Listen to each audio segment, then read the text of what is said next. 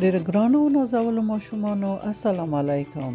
هیله لرم چې ټول جوړ روغ او خوشحاله راغلي وئ چې خپل نوي درس ته غوږ ونیسئ. خپل نوی درس به بیا هم څنګه پیل کړو؟ په څه شي؟ بسم الله الرحمن الرحیم. آفرین، شاباس. اوس نو مو سم زده شوي. د نن ورځې درس کله چې توی د ری سره راشي څنګه لیکل کیږي، داسې لیکل کیږي او تر تلفظ کیږي.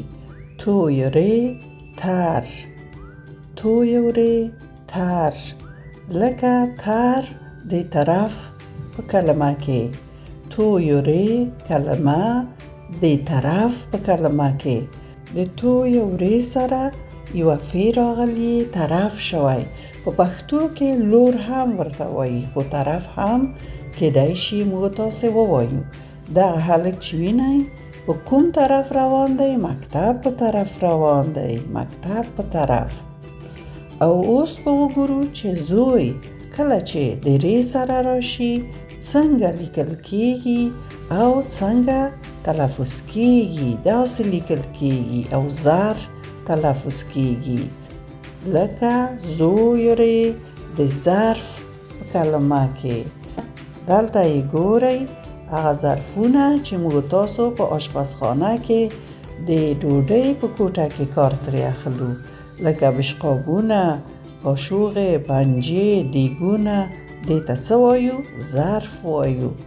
زوی ری زر، زر د ظرف په کلمه کې. زوی او ری زر، زر د ظرف په کلمه کې.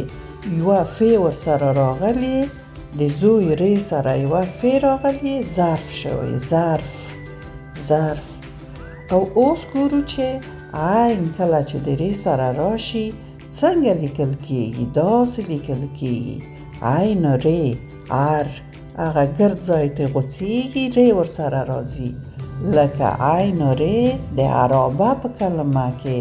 د موټر عرابه، خلک ورته ټایر هم وایي، ټایرونه، خو ټایر بیا انګلیسي کلمه ده. موږ تاسو عرابه هم ورته وایو.